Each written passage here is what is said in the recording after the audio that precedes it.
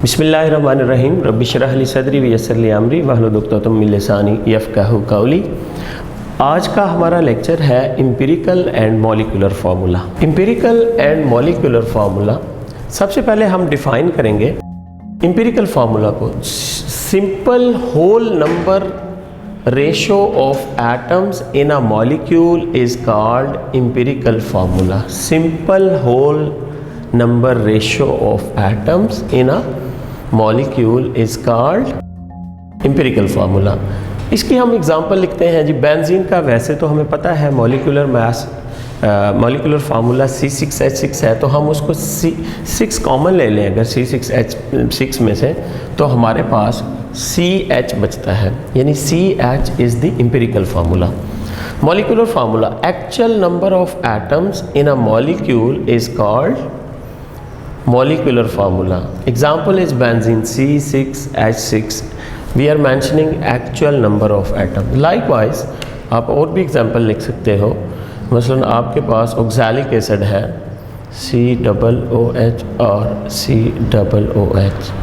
ये actual number of atom अगर हम देखें तो ये बनते हैं। अगर हम इसमें 2 कॉमन ले लें तो इसका एम्पिरिकल फार्मूला हमारे पास CH2O बनता है। यूँ कह लें ऑक्सैलिक एसिड का ये हमारे पास मॉलिक्यूलर फार्मूला है और ये हमारे पास एम्पिरिकल फार्मूला है। Relationship between empirical and molecular formula, इस रिलेशनशिप से हमने जो आगे कैलकुलेशंस आ रही हैं उन तमाम को हमने सॉल्व करना होगा। रिलेशनशिप क्या है? कहते हैं मॉलिक्यूलर फार्मूला कैसे निकाला जाता है। एक्चुअली पहले हम एम्पिरिकल फार्मूला मालूम करते हैं किसी ऑर्गेनिक कंपाउंड का, फिर उसको एक n नंबर से मल्टीप्लाई किया जाता है। एम्पिरिकल फार्मूले को n नंबर से मल्टीप्लाई करके आप मॉलिक्यूलर फार्मूला निकालते हो। और ये n कहाँ से आता है? n basically molecular formula mass of a compound over empirical formula mass of a compound से फाइंड किया जाता है। This is the relationship. Another relationship, अगर आप इसी इक्वेशन में से एम्पिरिकल फार्मूला निकालना चाहते हैं तो इसका मतलब है मॉलिक्यूलर फार्मूला को आप n से डिवाइड कर देंगे। ये 3 फार्मूलाएँ हैं जो आपको याद रखना होंगी फॉर कैलकुलेशंस। ले जी, एक MCQs है। Choose correct molecular formula of the following. ये हमारे पास कुछ क्वांटिटीज़ हैं, 4 स्टेटमेंट मैंने लिखी हुई हैं। हर एक का आपने मॉलिक्यूलर फार्मूला मालूम करना है। सबसे पहले मॉलिक्यूलर फार्मूला का हमें पता होना चाहिए कि मॉलिक्यूलर फार्मूला का क्या फार्मूला है या किस तरह हम निकालते हैं। n into empirical formula.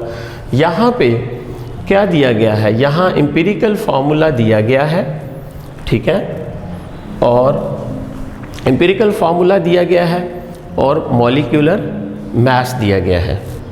तो हम एम्पिरिकल फार्मूला का मास निकाल लेते हैं और मॉलिक्यूलर मास को उससे डिवाइड कर देते हैं। ये देखें, मॉलिक्यूलर फार्मूला मास को डिवाइड करेंगे एम्पिरिकल फार्मूला मास से, तो हमारे पास n वैल्यू आ जाएगी। उस n को जब हम मल्टीप्लाई करेंगे एम्पिरिकल फार्मूला के साथ, ये जो हमारे एम्पिरिकल फार्मूला ही हैं इनके साथ जब हम मल्टीप्लाई करेंगे n से इनको जब मल्टीप्लाई करेंगे तो हमारे पास मॉलिक्यूलर फार्मूला आएगा। सबसे पहली स्टेटमेंट में आप जाओ तो कहता है जी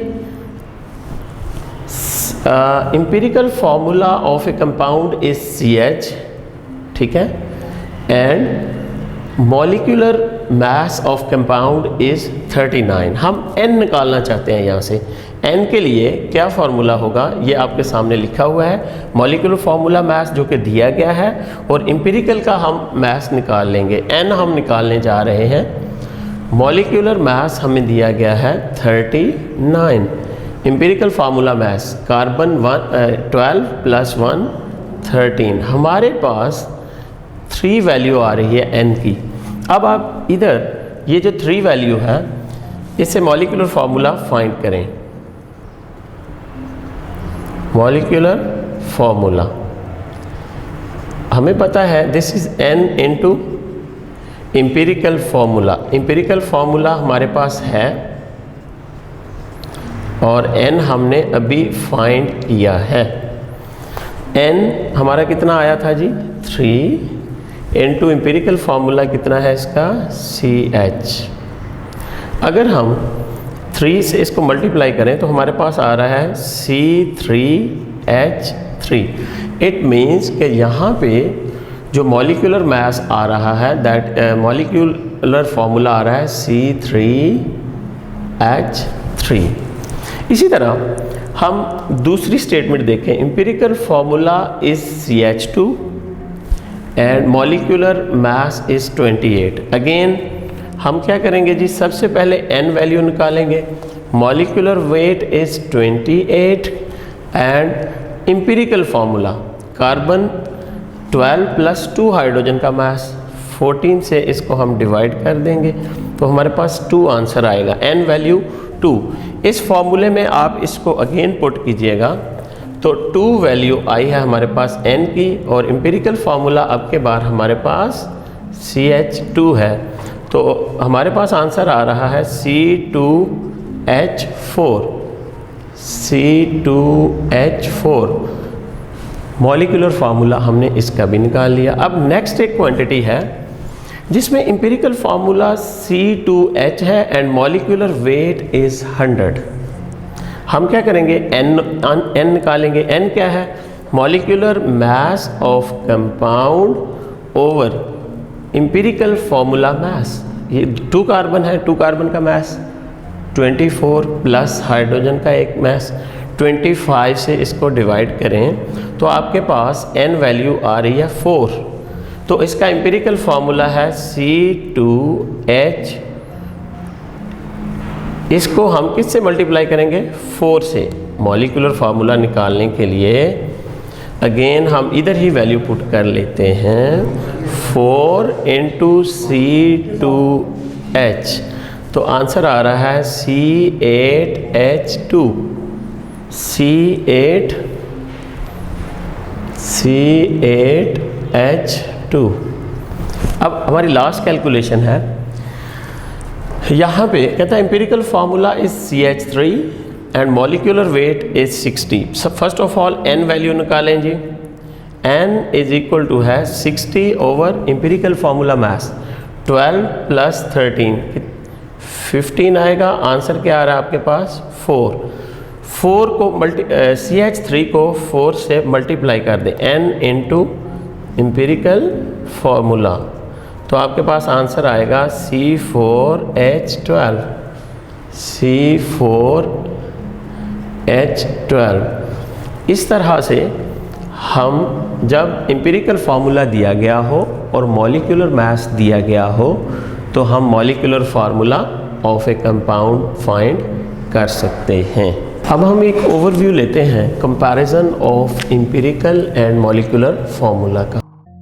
जस्ट हमने डेफिनेशन तो इनकी पढ़ ली है। यहाँ पे हम देखते हैं, यहाँ पे फीचर लिखे जाएंगे और इधर एम्पिरिकल और मॉलिक्यूलर फार्मूला में कंपैरिजन आ जाएगा उनके फीचर्स में। फर्स्ट ऑफ ऑल डेफिनेशन आप देखो, डेफिनेशन में आपको simple whole number ratio of atoms in a molecule is called empirical formula, जबकि मॉलिक्यूलर फार्मूला क्या है, actual number of atoms in a molecule. तो ये एक्चुअल है और ये मतलब C6H6 फॉर बेंजीन एक्चुअल है। इसी का अगर हम 6 कॉमन ले लें तो CH इसका एम्पिरिकल फार्मूला होगा। डेरिवेशन कहता है empirical formula is derived from combustion analysis. इसको हम कंबस्शन एनालिसिस से हासिल करते हैं, जबकि molecular formula is derived from empirical formula. n into ये वाला जो फार्मूला है, ये वाला जो फार्मूला आप देख रहे हैं molecular formula n into empirical formula करके हम निकालते हैं। स्पेसिफिसिटी क्या है, कहता है एम्पिरिकल फार्मूला आप कोवलेंट कंपाउंड और आयनिक कंपाउंड दोनों के लिए इस्तेमाल कर सकते हैं, जबकि molecular formula is only for covalent compound. क्या कहा मैंने, स्पेसिफिसिटी इसकी ये है कि एम्पिरिकल फार्मूला कोवलेंट और आयनिक दोनों के लिए आप इस्तेमाल कर सकते हो, जबकि मॉलिक्यूलर फार्मूला सिर्फ और सिर्फ कोवलेंट कंपाउंड के लिए इस्तेमाल करते हैं। रिलेशनशिप इनका आपस में क्या है, ये अभी हमने पढ़ा है। Empirical formula is equal to है, कैसे निकालते हैं, एम्पिरिकल फार्मूला ओवर n, ठीक है। और मॉलिक्यूलर फार्मूला कैसे निकालते हैं, molecular formula is equal to है n इंटू एम्पिरिकल फार्मूला। अब कुछ एग्जांपल देख लें जी। अगर आप बेंजीन का मॉलिक्यूलर फार्मूला देखो तो C6H6 कॉमन ले लो तो ये इसका एम्पिरिकल फार्मूला बन जाता है। इस तरह ऑक्सैलिक एसिड जो है, जिसके अंदर आपको पता है 2 कार्बन हैं और 4 ऑक्सीजन्स हैं और 2 H's हैं, आप इसमें से 2 कॉमन ले लें तो ये CO2H ऑक्सैलिक एसिड का एम्पिरिकल फार्मूला बनता है, जबकि COOH आप इसको यूँ भी लिख सकते हो, COOH। अभी एक MCQs देखें, which of the following set has same empirical formula. Empirical formula same किसके अंदर है, यहाँ पे देखें जी, वाटर का एम्पिरिकल फार्मूला। और याद रखिएगा, अगर किसी मॉलिक्यूल में कोई चीज़ कॉमन नहीं आ रही तो उसका एम्पिरिकल और मॉलिक्यूलर फार्मूला सेम होता है। एक मॉलिक्यूल की मैं बात कर रहा हूँ, यहाँ पे 2 मॉलिक्यूल है, इसका एम्पिरिकल मॉलिक्यूलर फार्मूला सेम है लेकिन इसका डिफरेंट है। अभी हमने निकाला इसका ये मॉलिक्यूलर फार्मूला है और ये इसका एम्पिरिकल फार्मूला है। हमने क्या निकालना है, which set has same empirical formula. अब इसमें एम्पिरिकल फार्मूला ये आ रहा है और इसमें ये आ रहा है एम्पिरिकल फार्मूला CH2O इसका आ रहा है एसिटिक एसिड का, बेंजीन का CH आ रहा है, यानी सेम नहीं आ रहा, डिफरेंट आ रहा है। इसमें भी हमने सेम वाला निकालना है। अब ग्लूकोज और एसिटिक एसिड का अगर आप देखो तो इसमें देखो CH2O और इसमें भी CH2O, इन दोनों का जो है एम्पिरिकल फार्मूला सेम आ रहा है। ये आपका करेक्ट ऑप्शन है। लास्ट में आप एसिटिक एसिड और ऑक्सैलिक एसिड देख लें। एसिटिक एसिड का अभी हमने निकाला CH2O और ऑक्सैलिक एसिड का क्या अभी हमने निकाला था CO2H, ये भी डिफरेंट। तो हमारा करेक्ट ऑप्शन जो है सेम एम्पिरिकल फार्मूला जिसमें आ रहा है वो आप याद रखिएगा ग्लूकोज और एसिटिक एसिड होंगे। एक और MCQs देखें, which of the following pairs has the same molecular and empirical formula. भाई same molecular and empirical formula होना चाहिए। इस MCQs में हम देख रहे हैं which of the following pairs has same molecular and empirical. तो वजह तलब बात यह है कि सेम मॉलिक्यूलर और एम्पिरिकल फार्मूला होना चाहिए। पहला ऑप्शन देखें जी, C6H6 benzene and acetic acid. आप देखो बेंजीन और इसका आप एम्पिरिकल फार्मूला देखें और इस तरह एसिटिक एसिड का एम्पिरिकल फार्मूला यानी सेम नहीं आ रही, एम्पिरिकल फार्मूला ही डिफरेंट आ रहे हैं। इस तरह इसका ग्लूकोज का एम्पिरिकल फार्मूला हम निकालते हैं, जबकि शुगर का सेम ही एम्पिरिकल और मॉलिक्यूलर फार्मूला है, जबकि ग्लूकोज का ये मॉलिक्यूलर फार्मूला है, ये इसका एम्पिरिकल फार्मूला, दोनों के सेम आने चाहिए। अब अमोनिया में आप देखें तो इसका एम्पिरिकल और मॉलिक्यूलर फार्मूला सेम है, लेकिन ग्लूकोज का मॉलिक्यूलर और एम्पिरिकल फार्मूला दोनों डिफरेंट आ रहे हैं। लास्ट ऑप्शन पे आप जाएं तो इसमें कुछ भी कॉमन नहीं आ रहा, इसका जो मॉलिक्यूलर फार्मूला है वही इसका एम्पिरिकल फार्मूला भी है। इस तरह वाटर का जो मॉलिक्यूलर फार्मूला है वही इसका एम्पिरिकल फार्मूला है। तो हमारा राइट ऑप्शन डी होगा। बाकियों में एम्पिरिकल फार्मूला और मॉलिक्यूलर फार्मूला ही डिफरेंट आ रहे हैं। इसमें एम्पिरिकल जो इसका एम्पिरिकल है वही इसका मॉलिक्यूलर है और जो इसका मॉलिक्यूलर है वही इसका एम्पिरिकल है। एक MCQs देखते हैं। A compound has empirical formula C3H3O and its molecular mass is 110 grams. Find its molecular formula. हमारे पास एम्पिरिकल फार्मूला है तो हमने मॉलिक्यूलर फार्मूला निकालना है। इसके लिए हम कौन सा फार्मूला इस्तेमाल करेंगे? हम फार्मूला इस्तेमाल करेंगे N इज इक्वल टू है मॉलिक्यूलर मास या molecular formula mass over empirical formula मास। इससे हमारे पास n आएगी और n को हम एम्पिरिकल फार्मूला से मल्टीप्लाई कर देंगे। ठीक है, सबसे पहले हमें उसने मॉलिक्यूलर मास दिया हुआ है, n इज इक्वल टू है मॉलिक्यूलर मास 110 ग्राम। अब हमने निकालना क्या है, एम्पिरिकल फार्मूला मास। 3 कार्बन का मास 12 3 36, 3 हाइड्रोजन का मास 3 और 3 ऑक्सीजन का मास, रादर 1 ऑक्सीजन है तो 1 ऑक्सीजन का मास 16 प्लस 3 19 एंड 36, इसका 55 आंसर आ रहा है। It means 110 molecular formula mass over empirical formula mass, that is R 55। आप डिवाइड करो तो 2 आंसर आ रहा है। तो हमारे पास मॉलिक्यूलर फार्मूला निकालने का क्या फार्मूला है, मॉलिक्यूलर फार्मूला, इसके लिए हम कौन सी इक्वेशन इस्तेमाल करते हैं, n इंटू एम्पिरिकल फार्मूला। तो हमारे पास एम्पिरिकल फार्मूला है C3H3O इंटू n, आपके पास कितना आया है 2। आप 2 से मल्टीप्लाई करें तो आपका आंसर आएगा C6H6O2, C6H6। तो यहाँ पे देखें कौन सा ऑप्शन है, C6H6O2, तो हमारा डी ऑप्शन दुरुस्त होगा। नेक्स्ट एक MCQs देखें जी, which compound is not analyse by combustion analysis. आमतौर पे हम उन कंपाउंड को एनालाइज करते हैं कंबस्शन एनालिसिस के जिनके अंदर आपके पास कार्बन होता है। अगर आप देखो ग्लूकोज, इसमें कार्बन है, इसको आप कंबस्शन एनालिसिस से एनालाइज कर सकते हैं।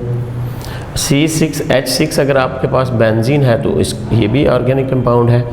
और C2H2 एसिटाइलिन है, आपकी इथाइन है, इसमें भी कार्बन है। हाँ, ये हाइड्रोजन पर ऑक्साइड जो है ये एक इनऑर्गेनिक कंपाउंड है, इसको आप कंबस्शन एनालिसिस से नहीं फाइंड कर सकते, इस कंपाउंड को आप एनालाइज नहीं कर सकते, तो हमारा सी ऑप्शन होगा। नेक्स्ट हमारा एक और MCQs है जी, choose the correct molecular formula of a binary compound with atomic mass A. एक एलिमेंट A है और दूसरे एलिमेंट B है। A का मास 20 है, B का मास 10 है। हमने क्या फाइंड करना है जी, फॉर्मूला क्या बनेगा, AB2, AB3, A2B या A2B2। परसेंटेजेस हमारे पास फॉर्मूला में परसेंटेजेस दी गई हैं। A स्टेटमेंट में 80% A है, 20% B है। तो हमने A की परसेंटेज को A के एटॉमिक मास से डिवाइड करना है और B की परसेंटेज को B के एटॉमिक मास से डिवाइड करना है और इसके मोल्स निकाल लेने हैं। डायरेक्ट हम फार्मूला बता सकते हैं। देखें जी, हम A स्टेटमेंट को सॉल्व करते हैं। आप देखो नंबर ऑफ मोल्स ऑफ, अगर आप निकालते हैं, परसेंटेज है आपकी 80 या, और आप इसको 20 से डिवाइड कर दो तो आंसर क्या आ रहा है 4। B के लिए जाओ जी, 20 डिवाइडेड बाय 10, आंसर क्या आ रहा है 2। यानी हमारे पास A और B में क्या रेशो आ रही है 4:2। आप इसको सिंप्लीफाई कर लो तो क्या हो जाएगी 2:1। तो इसमें से कौन सा फार्मूला बन रहा है, A2B1 कोई है इनमें से, तो यकीनन हमारा C आंसर दुरुस्त होगा। इसमें आप यूँ इसको मिला दो कि ये इसके साथ टैली कर रहा है जी। नेक्स्ट हमारे पास 40% A की परसेंटेज है, इसको A के मॉलिक्यूलर मास से डिवाइड कर दो और ये आपका आंसर क्या आ रहा है जी, A के लिए 2 आंसर आ रहा है जी। और B आपके पास जो है वो कितना है जी, 60% डिवाइडेड बाय 10, आंसर क्या आ रहा है 6। A और B की रेशो निकाल लें जी, 2:6 आ रही है आपके पास, 1:3। सिंपल अगर करें तो 1:3 रेशो आ रही है। इसका मतलब फार्मूला क्या होगा, AB3। 40 और 60% कंसंट्रेशन परसेंटेज के लिए आपके पास कौन सा फार्मूला आएगा जी, AB3 इसका कंपाउंड बाइनरी का फार्मूला होगा। अब हम देखते हैं जी लास्ट ऑप्शन में अगर आप देखो उसमें ए की 50% है, इसका मॉलिक्यूलर मास 20 से डिवाइड करो, और बी की परसेंटेज जो है वो कितनी दी गई है, ये भी 50 है, इसको एटॉमिक मास ऑफ बी से डिवाइड करो। इसका आंसर आपके पास आ रहा है 2.5 और इसका आंसर आ रहा है 5। इसको सिंप्लीफाई कर लेते हैं हम। ए हमारे पास आ रहा है 2.5 और बी क्या आ रहा है 5। इसको 2.5 से डिवाइड कर दें जी, इधर भी और इधर भी। इसका आंसर 1 आ जाएगा और इसका आंसर 2 आ जाएगा। It means A B ratio 1:2 बनेगी, 1:2 AB2 बनना चाहिए। तो इसके लिए हमारा करेक्ट आंसर ये होगा AB2। Combustion analysis is also called elemental analysis. आपसे एमसीक्यूज में पूछ सकता है combustion analysis is also called, various आपको ऑप्शन दे सकता है, तो उसमें से एलिमेंटल एनालिसिस होगा। ये एक क्वांटिटेटिव एनालिसिस है जिसमें हम परसेंटेज मैसेज मालूम करते हैं या परसेंटेज कंपोजिशन मालूम करते हैं, जबकि क्वालिटेटिव एनालिसिस में हम डिटेक्शन ऑफ एलिमेंट्स करते हैं। ये बात याद रखिएगा। इसके लिए हम एक सिंपल सा ऑपरेटर्स इस्तेमाल करते हैं जिसमें मुख्तलिफ़ कंपार्टमेंट्स बनी हुई हैं। पहली कंपार्टमेंट में आप सैंपल लेते हो और वो सैंपल कौन सा होगा, कार्बन और आमतौर पे hydrogen containing compounds, even oxygen भी हो तो इसमें हम निकाल सकते हैं उसको भी। इस पहले चैम्बर में आपने सैंपल लेना है, दूसरे चैम्बर में इसको बर्न करना है और फिर इससे गैसेस पैदा होंगी। आपको पता है ऑर्गेनिक कंपाउंड जो है उसमें कार्बन है या हाइड्रोकार्बन है लेट से, तो इसको अगर आप बर्न करो तो ये किस में कन्वर्ट होगी, CO2 और वाटर में कन्वर्ट होगी। कार्बन CO2 और ऑक्सीजन जो है वो वाटर वगैरह बना देगा, या हाइड्रोजन जो है हमारा वो वाटर में कन्वर्ट हो जाएगा। इसका मतलब है दो तरह की गैसेस पैदा हो रही हैं कंबस्शन एनालिसिस में, एक CO2 है और दूसरे H2O है। हम इसकी जो नेक्स्ट कंपोजिशन है उसमें एक तो हम लगा देते हैं वाटर एब्जॉर्बर। वाटर एब्जॉर्बर, ये अरेंजमेंट आपने यही रखनी है जो लिखी गई है, और ये है CO2 एब्जॉर्बर। CO2 एब्जॉर्बर में क्या लगाया गया है और इसमें क्या रखा गया है, पहले चैम्बर में मैग्नीशियम क्लोरेट रखा गया है जो कि वाटर को एब्जॉर्ब करता है, दूसरे चैम्बर में 50% KOH रखा गया है, या इवन आप NaOH भी रख सकते हैं, लेकिन KOH ज़्यादा बेहतर है वाटर CO2 एब्जॉर्बर। तो लास्ट में अदर गैसेस या अदर सब्सटेंसेस या पार्टिकल जो कि बिल्कुल ट्रेस अमाउंट में बनते हैं, इनसे हमारा कंसर्न नहीं है, इन ट्रेसेस हैं, इनकी मिकदार बहुत कम है। तो हम करते क्या हैं, a weight sample of an organic compound containing carbon hydrogen like oxygen is taken, it is burn, और इसमें कॉपर ऑक्साइड अगर ऐड कर दिया जाए तो कॉपर ऑक्साइड की मौजूदगी में इसकी बर्निंग बहुत अच्छी होती है। एक्सेस ऑफ ऑक्सीजन आपने देना है ताकि बर्निंग बहुत अच्छी तरह कंबस्टन इसका हो सके। जब इसका कंबस्टन हो जाएगा तो मैंने कहा दो गैसेस बनती हैं, CO2 और वाटर। आपने वाटर को MgClO4 में एब्जॉर्ब करवा दिया और CO2 को आपने 50% KOH में एब्जॉर्ब करवा दिया। ठीक है जी। अदर गैसेस को हमने कोई हमारा कंसर्न उनसे नहीं है, वो बहुत स्मॉल क्वांटिटी में है हमारे पास। क्योंकि मैंने कहा कि इन चैम्बर्स का वेट जो है बिफोर एंड आफ्टर एनालिसिस करते हैं, क्योंकि इसमें CO2 एब्जॉर्ब होना है और इसमें CO2 एब्जॉर्ब होना है और इसमें वाटर एब्जॉर्ब होना है। अब इनके मैसेज में फ़र्क आएगा। चैम्बर का mass before and after the analysis आपको, पहले चैम्बर का मैस आपको वाटर का मैस दे देगा, और चैम्बर का mass before analysis and after analysis, इस चैम्बर का मैस आपको मैस ऑफ CO2 दे देगा। क्योंकि हमने जो amount of sample of organic compound लिया था that was a measured quantity, वो भी वेट ही था। अब हम इससे ये फार्मूले लगा के हम परसेंटेज मालूम कर सकते हैं कार्बन कितने परसेंट है। Carbon is converted into CO2, तो हम परसेंटेज ऑफ कार्बन इस फार्मूले से निकालते हैं, mass of CO2 over mass of organic compound into 12/44। ये रेशो है कार्बन की, कार्बन डाइऑक्साइड के अंदर कार्बन के मास की, कार्बन डाई मल्टीप्लाइड बाई 100। लेट से हमारे पास आ जाता है जी x%, यानी कार्बन हमारे पास आ गया जी x%। अब हम देखते हैं कि वाटर की परसेंटेज, वाटर कितना बना है। हम कहते हैं mass of water over mass of compound multiply by 2/18 into 100। This is how you can find the percentage of hydrogen. Mass of water formed over mass of compound. Hydrogen कितना है water के अंदर, क्या रेशियो है hydrogen का मास जो water के अंदर है उसको वाटर के साथ क्या रिलेशन है, 2/18 मल्टीप्लाइड बाई 100। लेट से हमारा जी आ जाता है आंसर y%। कार्बन की परसेंटेज आ गई x% और हाइड्रोजन की परसेंटेज आ गई y%। अब हम ऑक्सीजन निकाल सकते हैं।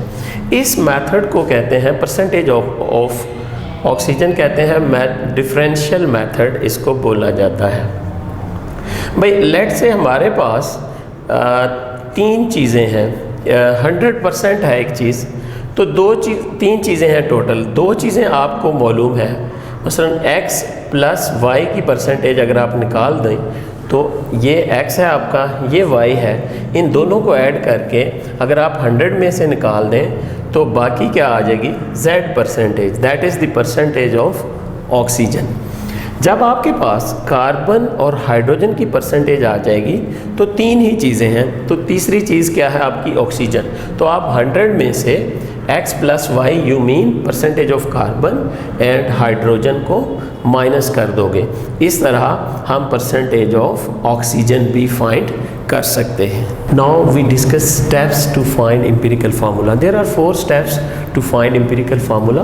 First step is find percentage composition of each element. Percentage composition कहाँ से आएगी, परसेंटेज ऑफ एलिमेंट या कंपोनेंट। ये हमारे पास एक फार्मूला है, mass of an element over mass of compound multiplied by 100. This is the formula of percentage of an element. इसके अलावा परसेंटेज हमारे पास कंबस्शन एनालिसिस से भी आ सकती है, ये भी है, या फिर आप कह सकते हो percentage of an element in a given compound क्या होगा, mass of atomic mass of element over molecular mass of compound into 100, ये भी हो सकता है। अच्छा, फर्स्ट स्टेप है फाइंड परसेंटेज कंपोजिशन। सेकंड है divide each percentage composition of element by its atomic mass to get gram atom या मोल। पहला स्टेप परसेंटेज कंपोजिशन हमने इस फार्मूले से, दूसरे में हमने ग्राम एटम कैसे निकालना है, परसेंटेज को आपने या गिवन मास को आपने परसेंटेज को आपने एटॉमिक मास से डिवाइड करके ग्राम एटम या ग्राम मोल निकाल लेना है। Divide each gram atom by smallest gram atom to get ratio. आपके पास मतलब 3 एलिमेंट हैं, कार्बन, हाइड्रोजन और ऑक्सीजन।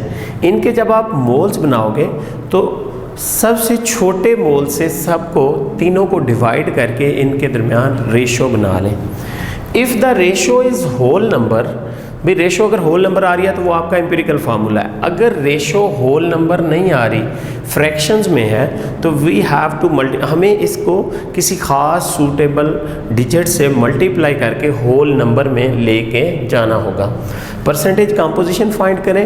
परसेंटेज कंपोजिशन को एटॉमिक मास से डिवाइड करके आपने ग्राम एटम या मोल निकालना है और सबसे छोटे मोल से, लेट से आपके पास 3 एलिमेंट के मोल हैं, सबसे छोटे मोल से आपने डिवाइड करके इनके दरमियान रेशो निकालनी है। अगर रेशो होल नंबर में है तो यही आपका empirical formula of the compound होगा। अगर होल नंबर में रेशो नहीं है तो किसी ख़ास सूटेबल डिजिट से आप मल्टीप्लाई करके इसको होल नंबर में लेकर के जाएंगे। इसकी एक एग्जांपल है, मेरे पास 3 एलिमेंट है, परसेंटेज जो है कार्बन की है 52%, हाइड्रोजन की है 13%, ऑक्सीजन की है 34.7%। आपने इसका एम्पिरिकल फार्मूला बनाना है जी। पहला step, percentage of each element हमने फाइंड कर ली जी। ये वाला लेट से मेथड लगाया या हमने कंबस्शन एनालिसिस से ये फाइंड की, परसेंटेज आपके पास आ गई। अब आपने ग्राम एटम कैसे निकालना है, दूसरा स्टेप जो है, डिवाइड ईच परसेंटेज। भी परसेंटेज ऑफ कार्बन है 52, इसको कार्बन के मास से डिवाइड कर दो तो आपका आंसर आ जाएगा, आपके पास नंबर ऑफ मोल्स आ जाएंगे। ये तकरीबन आ रहे हैं 4.34 आंसर आएगा। अब आपने परसेंटेज ऑफ हाइड्रोजन को उसके एटॉमिक मास से डिवाइड करना है, और इसका एटॉमिक मास आपको पता है 1.0073 या 1 ही आप इसको रखें तो तकरीबन 13% इसके नंबर ऑफ मोल्स आते हैं, या 13.01 या 13 आप रख लें। अब आपने ऑक्सीजन की परसेंटेज को उसके एटॉमिक मास से डिवाइड करके इसके मोल बना देने हैं, तो इसका आंसर हमारे पास तकरीबन आता है 2.17।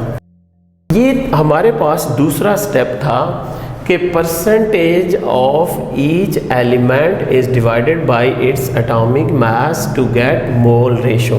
अब ये divide each mole ratio by the smallest gram atom, ये आपके पास एक मोल रेशो आ रही है 4.34, एक आ रही है 13 और एक आ रही है 2.17। इन सब में से छोटा नंबर ऑफ मोल स्मॉलेस्ट कौन सा है, ये वाला, इससे सबको डिवाइड करते हैं।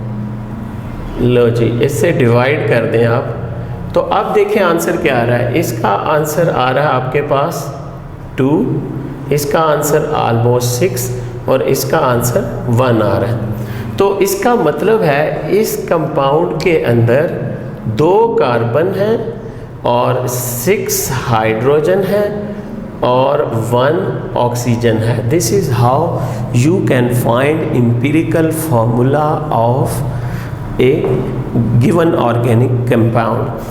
कब? सबसे पहले अगेन देखें, परसेंटेजेस फाइंड करें, चाहे एम्पिरिकल, चाहे आप कंबस्शन एनालिसिस से परसेंटेजेस फाइंड कर लें, चाहे आप ये वाला फार्मूला लगा लें, तो आपके पास परसेंटेजेस आ गई। परसेंटेज को आपने उसके एटॉमिक मास से डिवाइड करके मोल रेशो ले लिए, मोल रेशो को सबसे छोटे मोल से डिवाइड करके फिर रेशोज़ बना लें। ये एलिमेंट की रेशोज़ आ रही हैं, यानी 2, 6 और 1। अगर ये फ्रैक्शन में आंसर हो तो फिर सूटेबल डिजिट से आपने मल्टीप्लाई करना है, अदरवाइज़ ये रेशो जो हैं they are the ratios of the element in the given organic compound. This is how you can find empirical formula. Percentage of an element is equal to have mass of element in compound over mass of compound into 100, या आप करो percentage of element is equal to have atomic mass of element, atomic mass of element over molecular mass of compound over molecular mass of compound into 100। ये 2 फॉर्मूलाए हैं, almost same ही हैं ये।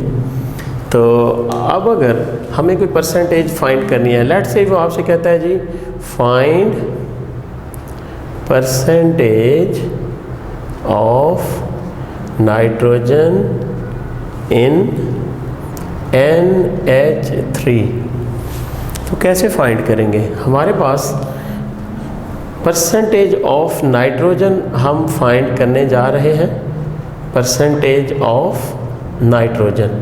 तो क्या formula है? Mass, atomic mass of element. Nitrogen का atomic mass कितना है? 14। आपके पास अमोनिया का मोलर मास कितना है? Molecular mass of NH3, 14 for nitrogen, 3 for hydrogen, तो 17 आ रहा है। मल्टीप्लाइड बाय आप 100 कर दें तो आपका आंसर ऑलमोस्ट 82% आ जाएगा। ठीक है जी। इसी तरह आपसे कहता है जी find percentage of calcium, percentage of calcium in CaCO3। तो हमें तमाम के एटॉमिक मासेस एलिमेंट के इनके याद होने चाहिए। Calcium 40, carbon 12, oxygen 3 times is equal to 48। 48 plus 12 60 plus 40, in all calcium carbonate का मास आ रहा है आपके पास 100। तो हमने परसेंटेज ऑफ कैल्शियम फाइंड करनी है। तो आपको पता है कैल्शियम, ये वाला फार्मूला लगाओ, atomic mass of calcium over mass of calcium carbonate multiplied by 100। Atomic mass of calcium आपको पता है 40 है, और कैल्शियम कार्बोनेट या मास ऑफ कंपाउंड जो है that is 100 multiplied by percentage वाला 100। इंटरेस्टिंग हुआ ये, तो सीधा सीधा 40% आ रहा है। इसी तरह आपसे पूछ सकता है कि आप परसेंटेज ऑफ हाइड्रोजन फाइंड करो इन वाटर। तो आप देखें जी, हम कहते हैं ये वाला फॉर्मूला है परसेंटेज ऑफ एलिमेंट। वाटर के अंदर आपको पता है हाइड्रोजन का मास कितना है, ऑलमोस्ट 2, और वाटर का मोलर मास कितना है या मॉलिक्यूलर मास कितना है, 18। 2/18 इंटू 100, ये ऑलमोस्ट 89% आपका आंसर होना चाहिए। ठीक है। इसी तरह आपसे कह सकता है percentage of sulphur, percentage of sulphur in H2SO4। हमें सल्फ्यूरिक एसिड का मोलर मास पता है, 2 हाइड्रोजन है तो इनका 2 मास प्लस सल्फर का 32 मास प्लस 4 टाइम ऑक्सीजन, हर ऑक्सीजन का मास 16। 16 4s are 90, 64 plus your 32 for sulfur plus your 2 for hydrogen, in all कितना आ रहा है जी, 34 plus 64 is equal to है 98 मास आ रहा है आपके पास सल्फ्यूरिक एसिड का।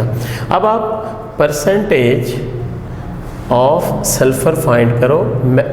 Atomic mass of sulphur that is 32 over molar mass of the compound 98 multiplied by 100।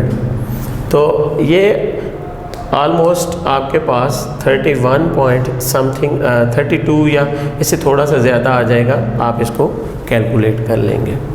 ठीक है। इसी तरह हमसे किसी भी गिवन और कंपाउंड के अंदर हमसे परसेंटेज ऑफ एलिमेंट पूछा जा सकता है। तो आपसे मैं पूछ रहा हूँ जी, find percentage of nitrogen in nitric acid. तो आपको पता होना चाहिए नाइट्रिक एसिड का मोलर मास क्या है, 1 for hydrogen, 14 for nitrogen and 16 into 3 for oxygen, in all 48 plus 15 is equal to है 63। Now you are to find the percentage of nitrogen. Nitrogen का मास कितना है जी, 14 बाय 63 मल्टीप्लाइड बाय 100, ये आपका answer होगा। फिर इसी तरह आपसे पूछा जा सकता है जी, यूरिया में नाइट्रोजन का मास कितना होगा, this is your urea. First of all हमें यूरिया का मॉलिक्यूलर मास फाइंड करना होगा। यूरिया का मॉलिक्यूलर मास क्या आता है, नाइट्रोजन का मास कितना होता है 14, एक हाइड्रोजन का 1 और 2 का 2, 14 प्लस 2 16, और ये भी आपके पास 16 आ जाएगा। 16 plus mass of carbon 12 and plus 16 and 12 28 and 32, ये 2 16 और 16, 32 प्लस 28, इन ऑल मास आपके पास 60 AMU आ रहा है।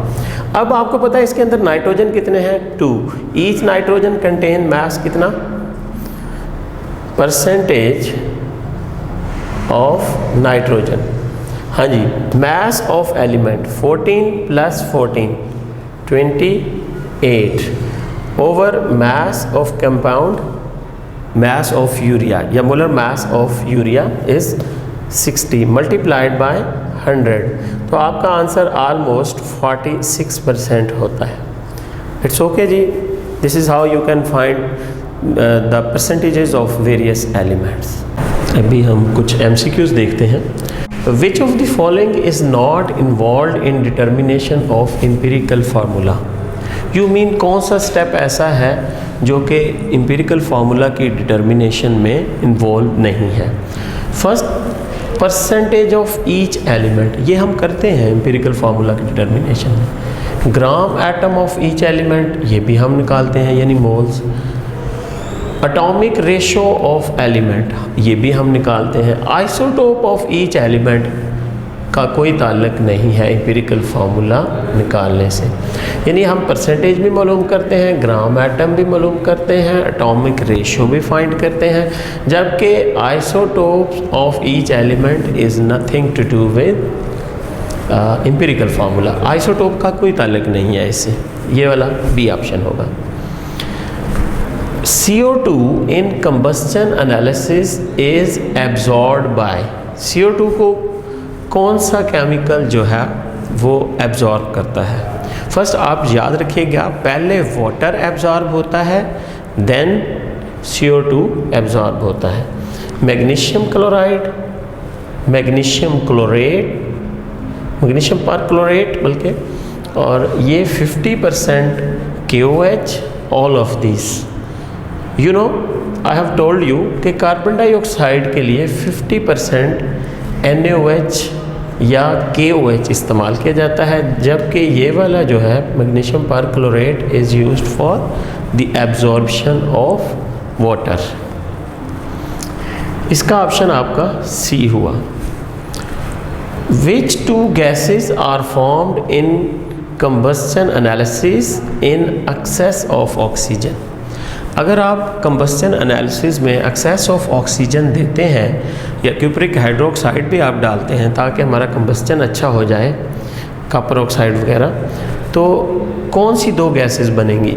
Oxygen and carbon monoxide, carbon monoxide and hydrogen, carbon dioxide and water, all of this.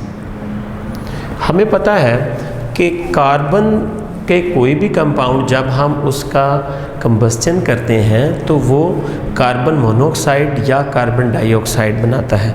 अगर आप एक्सेस ऑफ ऑक्सीजन लगाएंगे तो फिर कार्बन मोनोऑक्साइड बनने के चांसेस कम से कम होते हैं, और हाइड्रोजन भी नहीं बन सकता, ये भी नहीं हो सकता, ये भी नहीं हो सकता। ये सबसे सूटेबल ऑप्शन है, यू नो, कि दो गैसेस ही हम प्रोड्यूस करते हैं, एक CO2 और दूसरे हम स्टीम या वाटर इसको प्रोड्यूस करते हैं।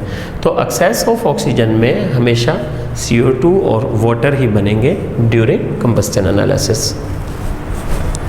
Empirical formula of oxalic acid is option A COOH, option B CO2H2, C2OH या फिर CHO2।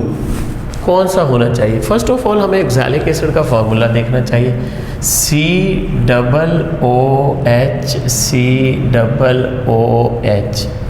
तो इसमें अगर आप देखो हमारे पास 2 कार्बन है, 4 ऑक्सीजन है और 2 हाइड्रोजन है। अगर हम 2 कॉमन ले लें तो हमारे पास क्या बचता है? CHO2, या आप इसको यूँ भी लिख सकते हो CO2H। कौन सा ऑप्शन है? CO, ये वाला ऑप्शन CHO2, डी ऑप्शन दुरुस्त होगा। इसको ज़रा केयरफुली कीजिएगा। ऑक्सैलिक एसिड का फॉर्मूला लेके उसमें से 2 कॉमन ले लो आप, तो हाइड्रोजन और कार्बन 1-1 हो जाती हैं और ऑक्सीजन 2 रह जाती है। Percentage of oxygen in calcium carbonate, भाई वही फार्मूला अभी हमने किया था परसेंटेज वाला। कैसे था? मैस ऑफ एलिमेंट CaCO3, आप देखो mass of calcium 40, mass of calcium carbon 2, mass of oxygen 16 × 3, 40 + 12 + 48 in all 100। तो अब हमने परसेंटेज ऑफ ऑक्सीजन फाइंड करनी है, ये वाली। तो आप लिखो atomic mass over molar mass of the compound multiplied by 100। Atomic mass of oxygen यहाँ पे कितना आ रहा है, परसेंटेज इज इक्वल टू है 48, और मोलर मास हमारा CaCO3 का कितना आ रहा है 100, और मल्टीप्लाइड बाय परसेंटेज वाला 100, ये कैंसिल हो जाएंगे, आपके पास 48% करेक्ट ऑप्शन होगा, ना 40 ना 50, rather 48 is the correct option. Which compound contain 50% of oxygen and 50% of sulfur? हम देखते हैं कि अगर हमारा ये सल्फ़र का मास जो है ये 32 होता है और ऑक्सीजन का मास 16 होता है, ये रेशो क्या आ रही है 50 और 100 की रेशो आ रही है, 50-50 नहीं आ रही, रेशो 1:2 आ रही है। इसमें अगर देखो इसका मास 32 और 3 ऑक्सीजन का मास 48, ये भी 50-50 रेशो नहीं है। 2 सल्फ़र का मास 64 होगा, 1 सल्फ़र का मास 32 और 2 का मास 64, जबकि 3 ऑक्सीजन जो है इनका मास कितना होगा 48, ये भी रेशो 50-50 नहीं है। लास्ट में हम देखते हैं सल्फ़र का मास 32 और ऑक्सीजन O2 का मास इज़ आल्सो 32, ये वाली रेशियो जो है ये 50-50 बनती है। It means which compound contain 50% of oxygen and 50% of sulphur, your right answer is SO2।